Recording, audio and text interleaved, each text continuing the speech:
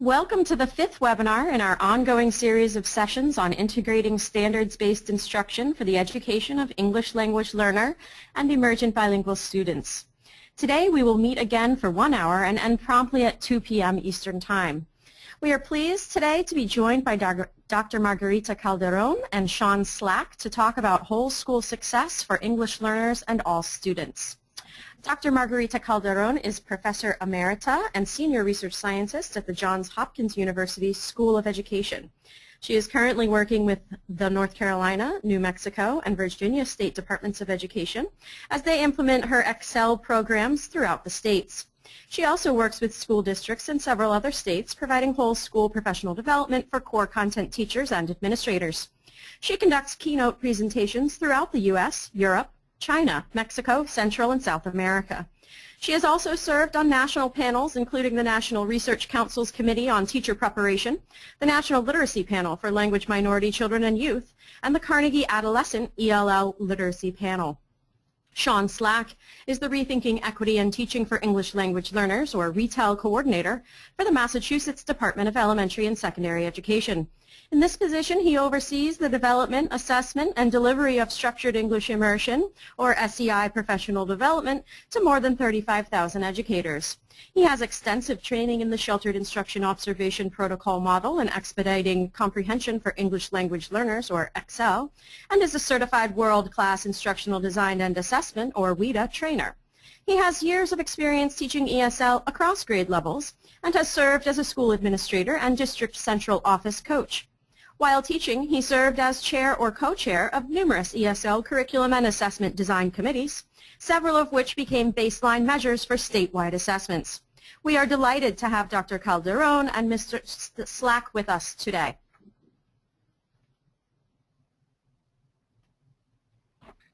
Good afternoon. Thank you so much for taking the time. We will begin today's session with a brief introduction and overview of the key activities, opportunities, and resources available via Education Connections. Next, we'll hear from Dr. Calderón and Mr. Slack. Following their presentation, we'll have some time reserved for questions and comments from participants. We'll be monitoring questions as they come in, and we strongly encourage you to send along any thoughts or questions that come to mind during the presentation using the questions box in the GoToWebinar window. During the session, we'll also poll the audience about your background and use of standards for the instruction of English learners, which is the broad area addressed by the Education Connections activities. At the end of the Q&A, we'll wrap up by briefly highlighting the Education Connections webinar resources and monthly lesson plan competition, which is currently underway for the month of September. We also invite you to join Education Connections via the link on your screen to access additional resources on standards-based instruction for English learners and to enter this month's lesson planning competition. Remember that winners do receive $100. For those of you who may be new to Education Connections, we wanted to briefly introduce you to what we're doing and the community as a whole. The Education Connections site is an online community of teachers working together to implement standards-based instruction with English language learner students. It's an initiative of the Center for Applied Linguistics and is hosted on the University of Oregon's Oberverse platform. Education Connections provides professional learning communities, or PLCs, resources, webinars, and lesson planning tools, as well as, again, the monthly lesson planning competition, which we invite you to submit for this month. The PLCs consist of groups of teachers working in similar content areas, asking each other questions and sharing resources. There are also discussion forums for these groups, as well as a general discussion for all members. We also host guest discussants from time to time to share their expertise and guide a discussion on a particular topic of interest to the community. And this week and next week, we're joined by Sean Slack and Hector Montenegro, a colleague also of Dr. Calderón's. The resource repository is a living collection of practical teacher-oriented resources, which we hope will be valuable for your instruction. Webinars such as today's event are conducted approximately every 2 months and are archived on the site, and we'll provide guidance for locating that archive at the end of the session. We also have lesson planning tools, including a lesson plan template developed for use with our lesson planning competition, as well as an evaluation rubric associated with the template itself. Again, as a reminder, we wanted to let you know that we'll be hosting a discussion in our PLC forums beginning this week and ending Friday, October 3rd. Sean Slack and another colleague of Dr. Calderón's, Dr. Hector Montenegro, will be moderating discussion related to today's topics, and we invite you to join that discussion. We'll now turn it over to Dr. Calderón and Mr. Slack. Please submit questions as they present using the questions box within the GoToWebinar window, and as a reminder, we will also be polling the audience periodically during the session. Thank you so much, everyone, for joining us, and we turn it now over to Dr. Calderón.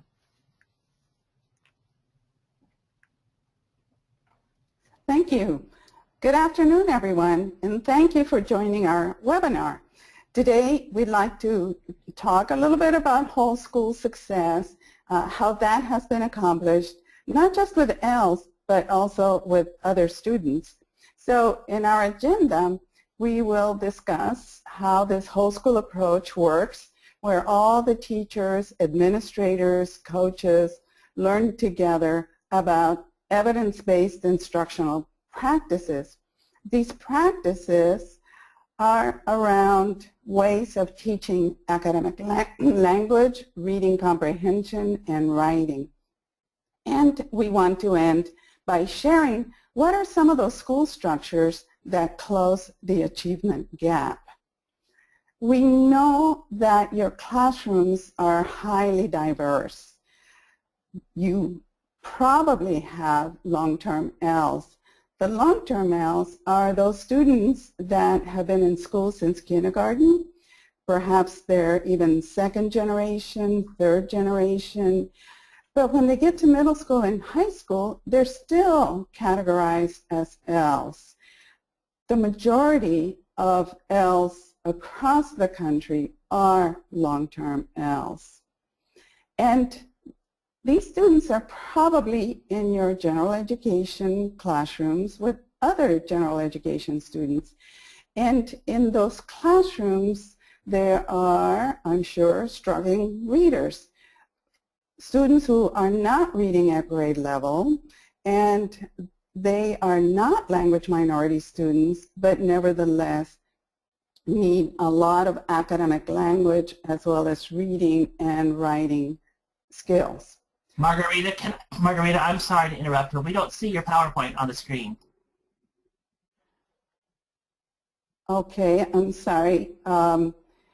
I don't think they sent me the message to switch over. Okay, we'll pause for a moment while we do some technical assistance here. Okay.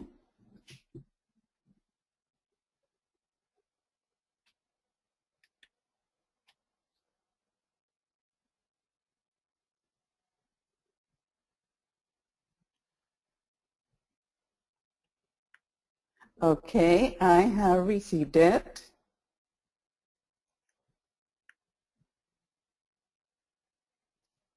Terrific. Great. Now we see it. Wonderful. Thank you. All right. I apologize for that. But as I was saying, you probably have this myriad of diversity in your classrooms, right? The long-term ELLs, the struggling readers, SIVE, highly school newcomers who come to your school and probably know more math and science, geography than students currently in the classrooms. And then you have reclassified students. They are no longer categorized as ELLs, but we know that they're struggling, that they still need something to pass those terrible, horrible, no good, very bad tests.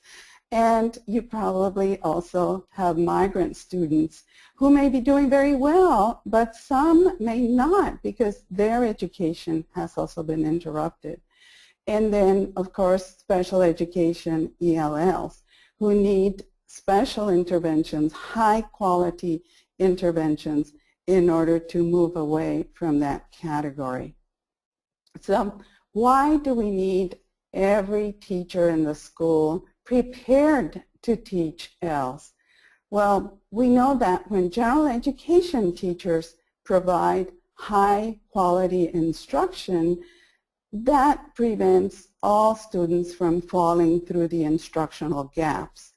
And eventually, that prevents long-term ELLs because they're getting quality instruction, not just in the general education classrooms, but also in their ESL, ELD, strategic interventions. Both of those help the students move quickly into the mainstream and also prevents them from falling into the special education realm. Worse yet, this is where a lot of the students drop out. This is where we lose the students. So we want to make sure that every teacher is qualified, prepared to teach all students. We have a couple of examples. We have one excellent example from Massachusetts, and then I'll share some others. But I'm going to turn this over to Sean so he can tell us about what's going on in Massachusetts. Sean. Great, thank you, and thank you for having me. In Massachusetts, we have the RETEL initiative, as it says there, Rethinking Equity and Teaching for English Language Learners. This is an initiative that we implemented after reviewing our programs for English language learners, and we legislated sheltered English instruction endorsement for as a part of recertification and later as a part of initial teacher preparation programs for all core academic teachers of English language learners. We are providing over the next 4 years professional development for approximately 30,000 educators. That would be the teachers in the classrooms with the students on the 12 instructional features of sheltered English instruction. This is typically done with a 45-hour professional development course in academic language, vocabulary, reading, writing, instruction, and the connections to go with those along with the tools from WIDA and other sources. In addition to that, we have our administrators who are required as well to do a 15-hour professional development. There will be about 10,000 principals and assistant principals all the way up even to superintendents if they so choose to help support our teachers in their observations, their coachings of these strategies in the classroom. And then as I mentioned, one of the new items is as of July 2014, all newly licensed educators in Massachusetts must obtain the Sheltered English Instruction endorsement as part of their teacher preparation or licensing program. So that means the universities themselves have to help with this project as well. We'll be happy to answer any other questions about this part of Massachusetts program later in the presentation when we do questions and answers. But I believe I'll turn it back to Dr. Calderón. Thank you. Thank you, Sean. Another exciting state is Virginia. The Title I and Title III folks at the Department of Education in Virginia have combined efforts, and so now we're offering PD for cohorts of 100 to 140 teachers, not just in school districts themselves, but throughout the rural areas, because as some other places in the country, rural schools might only have 5 ELLs or maybe 20 ELLs in the whole school, and so that means that content teachers also need to be involved. These academies that are conducted for the teachers, the content, the ESL teachers and their administrators come together for this extensive PD on the 12 components. At the same time, Virginia is doing these other projects. One particular project is for middle and high school teachers of science.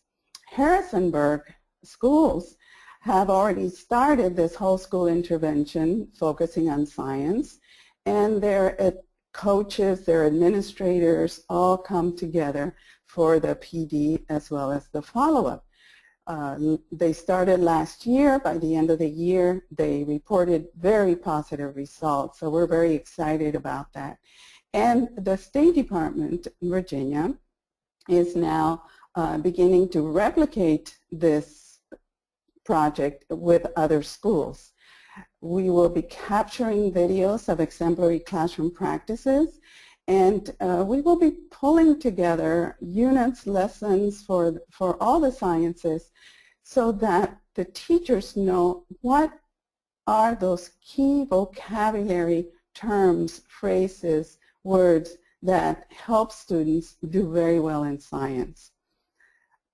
At the same time, there is PD that's being offered for the division coaches and ELLs specialists because they need to know how to observe, how to coach, and how to support the teachers as they implement these strategies throughout the state.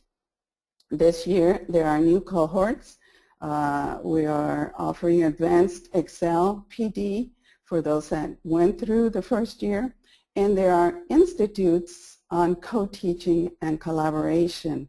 This is where content teachers and ELD, ESL teachers came together to learn how to plan, how to structure their lessons, how to structure their joint collaboration in the classroom.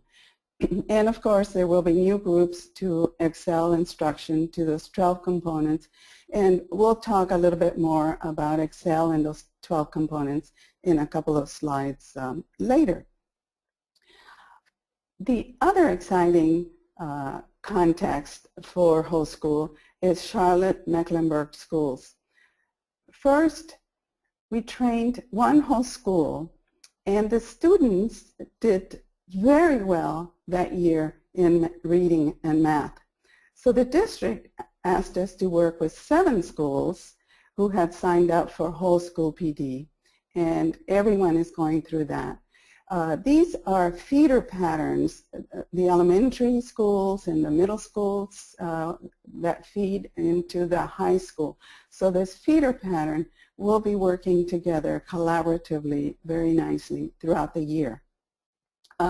Simultaneously, CMS also had 25 district division coaches and their ELL specialists go through PD on the 12 Excel components, plus special sessions on how to observe, coach, and support the teachers from these 7 schools that will be implementing this throughout the years.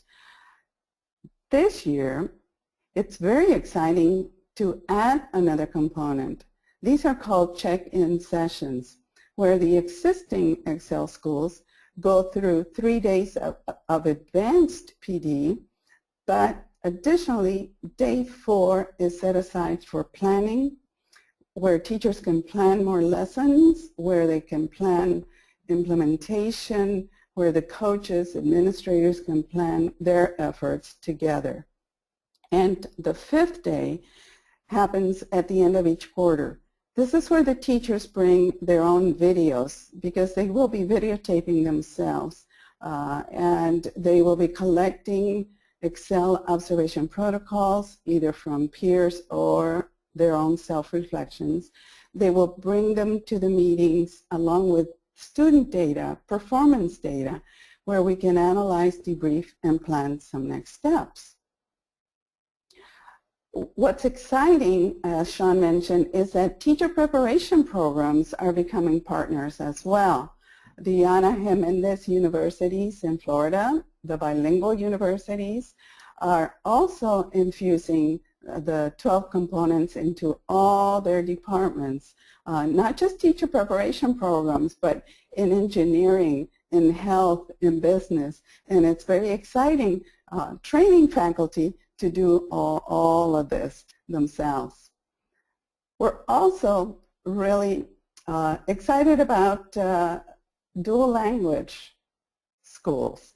In DC, there's a 6th through 8th grade dual language school that is concentrating on teaching high levels of academic language in Spanish and in English, of course, along with reading comprehension in all the subject areas and also all the writing skills in each one of those subject areas. So what have we learned from successful schools? Well, we have learned that integrating language literacy and content with the texts that the teachers are using is the best way to begin this integration. Not by just selecting isolated strategies and maybe teaching a little bit of vocabulary here and maybe something else on Wednesday, or buying this program or that program. No, it has to be integrated into every teacher's teaching repertoire on a daily basis. For that particular purpose, this sustained professional development for administrators, teachers, and coaches comes together very effectively. It's all based on cooperative learning, where the students have opportunities for ample interaction, but also the teachers have these opportunities for ample interaction in the support mechanisms that have been created for them, where everyone can learn together. And so the teachers receive expert coaching, school-based coaching, and a lot of TLC time, teachers learning community time. But there's also opportunities for online follow-up, such as this webinar, where there will be time for more discussions, more follow-up, and of course some refreshers hopefully. And at the school level, there's a lot of peer coaching going on. The leadership support is critical because administrators need to provide those messages that are important for implementation, and parent-family support as well, along with a culture of relationships. All of this entails a culture of relationships that is built around collaboration, PLCs, TLCs. And this brings a lot of hope to the students because they see adults collaborating and learning together. And of course, that love that students need, particularly our newcomers, and the newcomers that I'm sure we are now receiving from different parts of the world, that need that understanding, need that hope, and need that cohesive relationship across the school. Our mission at the Calderón Language and Literacy Center is to prepare whole schools to ensure ELL success, but also all student success. So the instructional features are the following: academic vocabulary, where Tier 1, 2, and 3 words are taught systematically. But those words are also embedded into rich discussions, discourse, questions, answers, argumentative speech, so that students have all these tools readily available to them when the discussions begin. The language is then brought into the reading. The reading means that a lot of close reading needs to take place. And if close reading needs to happen, then the vocabulary has to be pre-taught so that students can begin to do that type of close reading. So teachers need to now move away from fast reading. For years now, students have been asked to read 10,000 words a minute, and that's called reading. Well, not anymore. Common Core says close, deliberate reading, a lot of informational text, and continuously moving into higher and higher text complexity. So in order to do that, that means slow, very slow, deliberate reading. Then the writing needs to come from the text that the students are reading. It's text-based reading around a mentor text, because we want the students to be exposed to all kinds of text, and not just in language arts or in ESL, but in reading math. The way we read math is different from the way we read science, the way we read social studies, and so on. And it's important for every single teacher in the school to be teaching not just language, but also the reading comprehension strategy that the students need to use in their textbooks. Because the goal of all of this is to build knowledge in the disciplines. And that can only happen by enlisting all the teachers, not just in middle school and high school, but also the teachers at the elementary levels need to be teaching reading in all the different subjects. The instructional design, of course, focuses on pre-teaching vocabulary before reading, during reading, and after reading. But before reading, it should only take 1 minute for a teacher to explain a word, to present a word, and 1 minute for students to practice the word orally, verbally. That means only 10 to 12 minutes for pre-teaching vocabulary in order to leave time for students to read. Otherwise, they never get to the reading. And in reading, that's where they learn not just more vocabulary, but how it comes together in sentence, how it comes together in narrative, in expository text. So teachers need to provide the discourse protocols so that when students are reading, when they're doing their partner reading, and they have to stop after every paragraph and summarize what they have been reading, they need the tools. They need the discourse protocols for summarizing. They need to use the Tier 2, Tier 3 words that were pre-taught, and they need to use the language in the paragraph that they just read. Comprehension skills are also necessary for each of the disciplines. A teacher can model a comprehension skill before the students actually start to read, so that the students can use that skill for that particular text that particular day. All of this leads to also offering the students appropriate writing protocols in the types of skills that they're going to need for a particular writing assignment, whether it's something simple like an exit path to something more complicated like a research paper, a term paper, an essay. All of these skills have to be modeled by the teacher and then practiced by the students so that they own every one of those skills, not just vocabulary, but the reading and the writing skills. We need to focus more on performance assessments to gauge and track individual progressions, because those tests that come once a year or maybe every quarter or once in a while are not going to give us good information as to how our teaching is reaching each of the students. So performance assessment can happen when the students are practicing their vocabulary even before they start to read.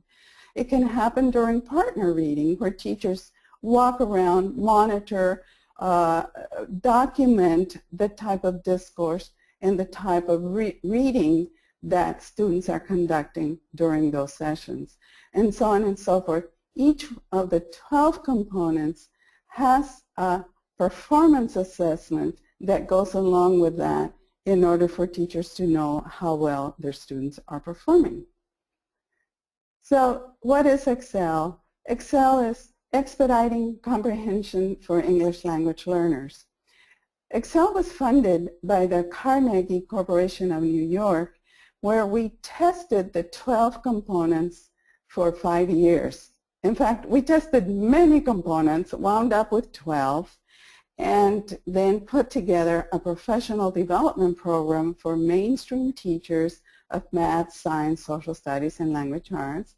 And of course, ESL, ELD teachers also came along, as well as special education teachers. So we had ample opportunities to test this across the board and in different settings in different schools. What has happened since is that those sites where it is implemented as a whole school, that's where they're seeing results. It's very difficult for one lonely ESL teacher to really make a difference in a school. It takes a whole school, everyone, because now everyone is already or will definitely have ELLs in the near future. The 12 components are as follows. It's pre-teaching vocabulary, as I mentioned, 10, 12 minutes. Then the teacher does think aloud, a read aloud of a paragraph, but really doing a think aloud, where the comprehension strategy, the content standard is being modeled for the students. Then the students conduct their peer reading activities based on what has been modeled by the teacher. Then after each paragraph, as I mentioned, they do peer summaries. They stop, they do a peer summary out loud, not in writing, so that we can hear the talk, we can hear the interaction, we can hear how well they're using the tier 2, tier 3 words. Are they comprehending what they're reading? And if not, this is a place where teachers can go back and reteach some of the things that might have been missed in steps number 1 through 4. After reading, there could be more depth of word studies, more grammar. The students can then do some writing and some fun activities with that. But the class discussions is where the interaction comes back. This is where they need to have handy those sentence starters, discussion protocols to make it fluid. There are a lot of cooperative learning activities that help this interaction, and cooperative learning strategies for students to formulate questions. It's not just answering questions. When students formulate questions, they have to go back into the text very deliberately, reread, do more comprehension in order to be able to write those questions. And then when it's followed with something like a numbered heads together, this is where the students are held accountable. Each student is held accountable, even the newcomers, to stand up and give a response because they have been working in teams and they have been preparing to do this numbered heads together. Then the same thing occurs with roundtable reviews where they review vocabulary, where they review sentence structures. It can be used for a variety of elements that pertain to what the students have been reading. Then the pre-writing is based on the text structure that goes along with the reading, as well as the revising, the editing, and the final product. In other words, all 12 components need to come together so that we can say with confidence, oh yes, they learned all these words. Here they are in writing. They learned all these comprehension strategies and they can read for this particular genre. And they can read science or they can read social studies text because we've discussed features and structures and everything. So those are the 12 steps. Vocabulary instruction is critically important because if the students are not learning 3,000 to 5,000 words per year, we know that this is where the long-term ELLs begin. A student who graduates from high school has to own at least 50,000 words. So take some of these questions back to your colleagues, to your administrators. How many words are your struggling readers learning per year? How about the ELLs or AP students, the advanced placement students? And how much do all the students read and write per subject area? This is particularly important in K-5 because this is where the students learn to read math, science, social studies, not just language arts. it's important to send students to 6th grade and up knowing how to tackle those dense books and how to speak in science and pre-algebra, etc. The vocabulary tiers are very important, and most teachers concentrate on teaching Tier 3 words. These are the words that label all the different subject areas, and these are the ones that are highlighted by textbooks. But Tier 2 are the information processing words that nest the Tier 3 words, and this is a whole combination of polysemous words, transition, connectors, sophisticated words, words for specificity. So this is the category that teachers need to be well versed on. Of course, Tier 1 words are also important because all ELLs need these as well. A note of caution here that teaching the 3 tiers of words or phrases is only a precursor to reading, writing, and mastery of subject matter. The students must read immediately after being pre-taught these words, and they need to use them in writing in order to own them. Thus, reading, writing, vocabulary needs to be connected, and students need to practice, practice, practice. They need to practice, and teachers need to model consistently, continuously. So in conclusion, successful schools adhere fidelity to all 12 components. 80 to 100% of the teachers in the school are implementing with fidelity, and that's how we see student results. Administrators and coaches are trained.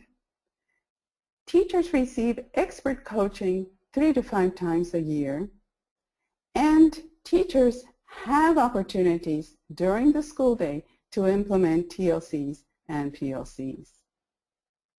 The role of the principal is critical. The principal is the keeper of the light, the mission, the vision. They make sure that everyone is receiving in-depth training on all the strategies, that the teachers have opportunities to collaborate, and the principals themselves provide feedback individually and collectively to all the teachers, to all the administrators, to everyone. So we don't have time to go into a lot of detail. I hope that this has begun to open up the topic for some additional discussions, but we would like to also offer some resources. The book, Breaking Through, details very specifically and from different perspectives, different authors, why whole school implementation is so important. But the strategies you'll find in books like Preventing Long-Term ELLs, reading in 6 through 12, reading in K through 5, and then in our Excel Institutes, we have the foundations and the coaching manuals. So at this point, I just want to say thank you, and we're going to open it right now for questions and answers. So I'll turn it over to the folks at Cal. Great, thank you so much, Margarita, for your presentation. We'll now take a few minutes for Q&A with Dr. Calderón and Mr. Slack. We have received a number of questions, so thank you very much for those of you who have submitted those, and Sean will be addressing them to the extent that he is able. We've also posted the results from our polls for the audience for your viewing. And here's one last question. Which standards do you use? Common Core state standards, English language proficiency standards, state-based standards, or other standards for your instruction? We'd love to learn more about the audience in these areas. So Sean, are there any questions in particular that jump out to you, or would you like for us to suggest those that we think might be most relevant for our purposes here? Well, I see several that have been posted as far as the questions about reviewing these slides or getting more information on Excel. Any of the books that Dr. Calderón featured would give excellent examples of Excel and helping with those components. Also, I believe that the entire presentation and PowerPoint will be archived, if I'm not incorrect on that. So those we'll be happy to share later. We have one of the questions was, how do I tell my administration that we teachers should have common planning time? I know that when I needed to have common planning time, I had a very approachable administration. I asked if this was possible. I came with some research to discuss this and broach the subject with the administration in a nice way with some solutions. So this is one of the ways to do that as well. So you would have to be able to be comfortable with your administration and be able to have that working relationship with them, which I'm sure most of you do have. Dr. Calderón, do you have any additions to that? Well, I totally agree on presenting the research, and you can use this PowerPoint, but then there's so many other sources out there that also recommend giving teachers time in PLCs, TLCs to get together and share lessons, to model strategies for one another. So approach it from that perspective. Start with the research and then help the administration find ways to schedule those. You know, in some schools it only takes 30 minutes a week. That's all, 30 minutes a week, and teachers are able to accomplish a lot in those 30 minutes. Great, thank you. Another question is, how does Excel help teachers see how to focus on ELLs needs as different from all students' needs? And this participant is concerned that the components can be perceived as just good teaching and ELLs will get subsumed under the different needs of struggling readers or pace of mainstream classes. When you use the different tools that you have for your instruction along with Excel, and that would be the WIDA tools and any other assessment tools that you personally have to know where your students are at, you can then parse the text and work on the different strategies that will help the students have some pre-reading comprehension ability before you work with the mentor text. And this will help them to be able to see what the student needs beforehand. You've done your assessments of each student. You've done a little bit of an individualized instruction for them in your mind, or you're planning with your different students. So this is where you find the different needs that your English language learners have. And you can also do this in consultation with your peers at your grade level during some of those common planning times, or even with your ESL teacher who can help you with some of the needs that they have and their understanding of the academic language needs and English language needs of the students. Great response. Nothing to add. Okay. Let's see. One of the other questions is, what suggestions do you have for instructional coaches to support content learning? What do you see as the priorities for ESL coaching? The suggestions that I have for instructional coaches is to become familiar with the strategies of sheltered English instruction in all the content areas that you can, to be familiar with the tools that are provided by WIDA if you're a WIDA source, a consortium member, or any of the other language assessment profiles for your students, and work with the teachers themselves to see how they need support in working with their ELLs, because as we all know, there are a variety of ELLs on a regular daily basis at all different levels. So those coaches can help with meeting some of those needs, doing some of those planning, and if it's a true co-teaching model, then some of those teachers should be encouraged to allow the ESL teachers to co-teach the entire class as well. And also the ESL coaches can do presentations during the day. They can pull some of the content teachers together, or when they have content-specific meetings, for instance, all the math teachers are together, then the ESL teacher can come and do a presentation on here's how you teach 5 words at the beginning of your lesson, or here's how you structure this particular cooperative activity so that all students are participating. And so small little pieces of workshops help the content teachers quite a bit.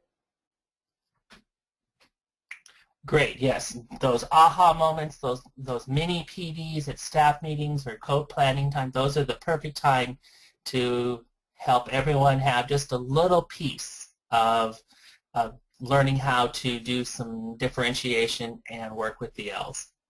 One of the other questions we have here is, I'm wondering where building background on the theme or concept of the reading fits in.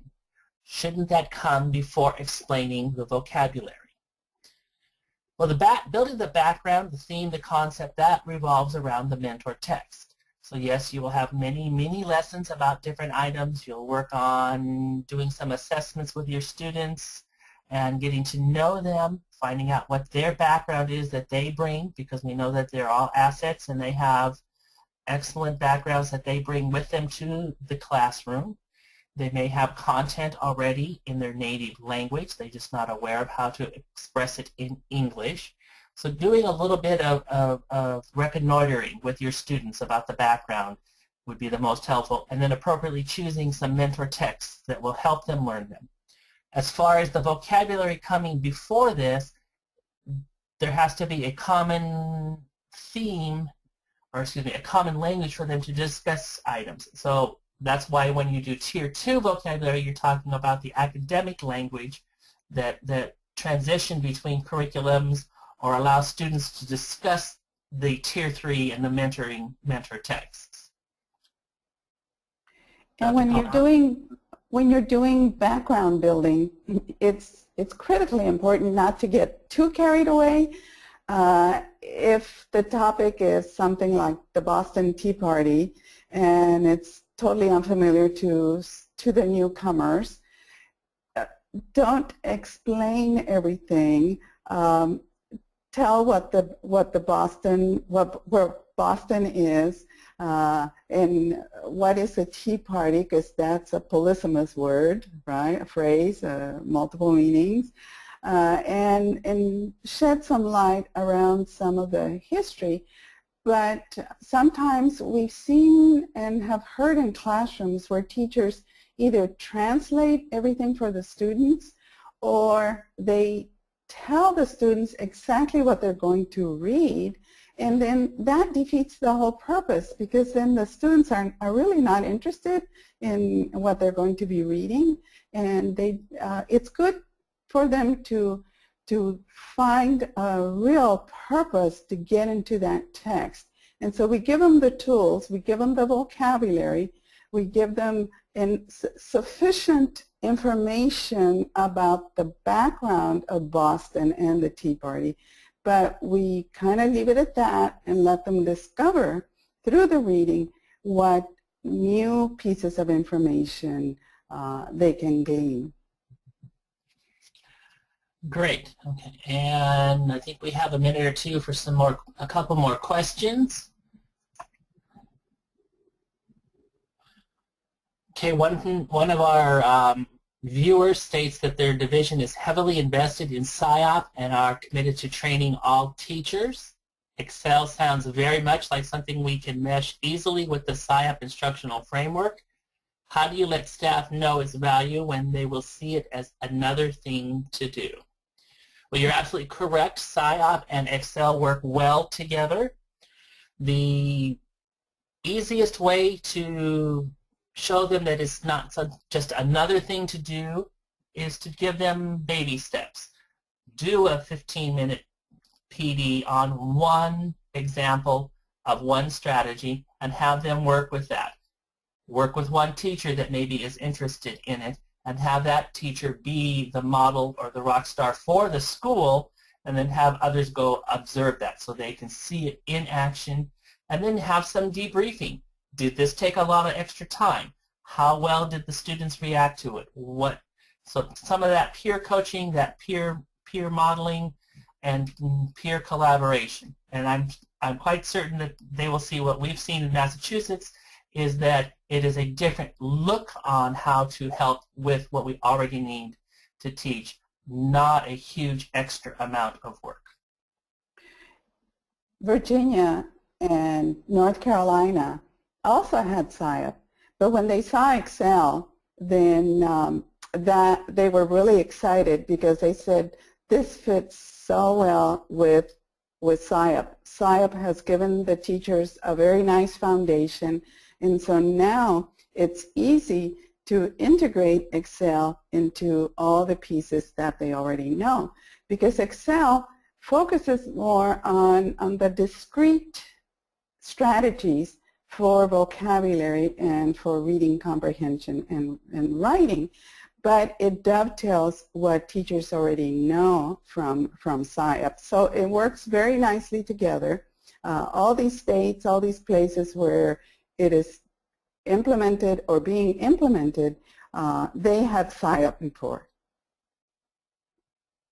Great, yes. I believe we have time for one more question at the very least here, and I'll probably try to put two together. Okay, about 5 minutes. I have two questions here that I can kind of answer at the same time. The first one is, how can I help a new teacher in 5th grade with 4 newcomers and not many bilingual resources? She is overwhelmed on how to include and support those students. And the other question is, when schools move to school-wide Excel instruction and the ESL teachers or coaches work in general classrooms with content teachers, is there still a need to provide pull-out ELL instruction as well? So these two can be nicely related. They can work together. The answer is yes, absolutely. That direct service for those level 1s and level 2s is still a must and is required in the different federal mandates to have that direct instruction for students. And then that is where that new teacher can have some coaching and some assistance from the ESL teachers as well, because they will have the resource to help those newcomers and the level 1s and level 2s to get up to speed in being able to participate in the classroom at a little bit higher level. Yes, definitely. Per U.S. Department of Justice, Office of Civil Rights, those students still need to continue receiving ESL services, ELD services, and it depends many times on the level of where they're at, but this could be anywhere from 45 minutes to maybe even 2 hours of intensive instruction. And thinking about refugee children and SIVE students, those need very specific interventions, and they should not be put in the same ESL class. They should have separate sessions so that they can progress at their level, and that's the key role of all the ELL specialists, all the ESL teachers. But as Sean said, it's also important for ESL teachers to share all these strategies with their content teachers, to volunteer, to pre-teach vocabulary in the classroom.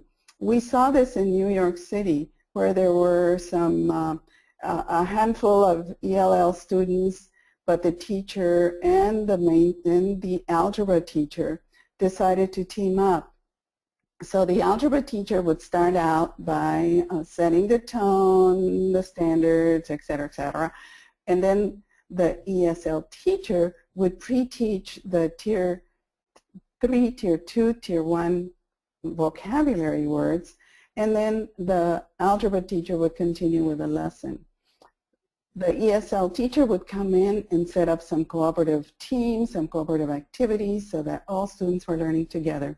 and then the mainstream teacher would pull them back together again, do a quick test, do a quick assessment, and what was so exciting was to see that all the students were getting 100s on those quizzes, because even some of the mainstream students were not quite certain about the clarity of some of the words, and so the ESL teacher was helping all students in that classroom.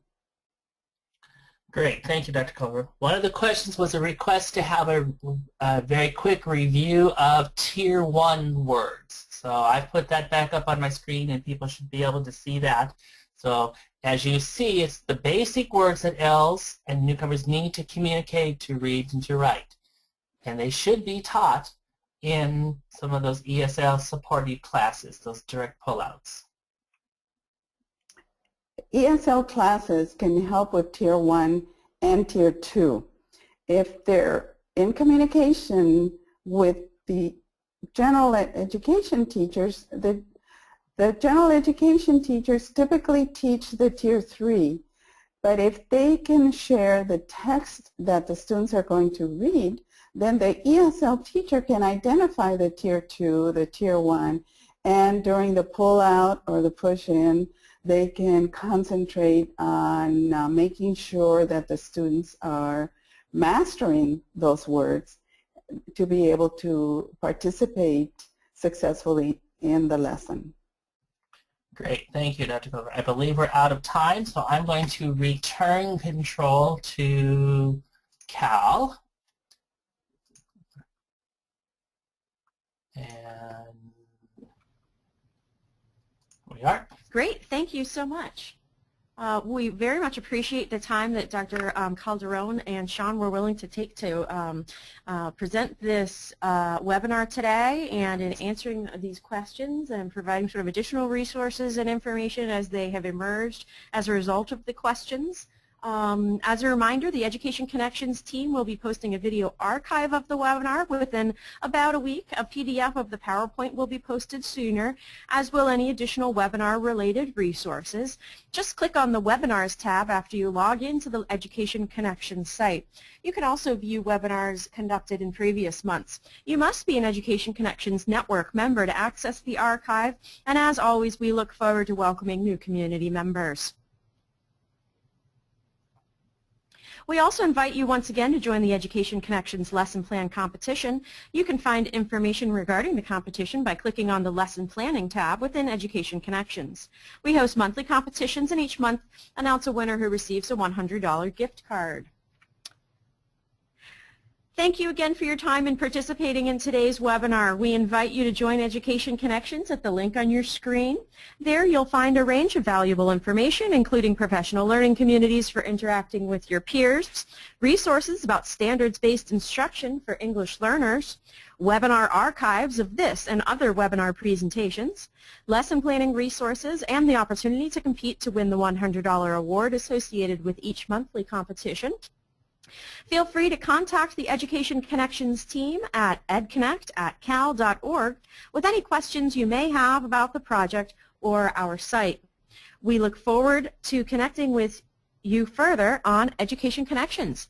Thank you so much to each of you for joining us, and we hope that you enjoy the rest of this lovely fall afternoon.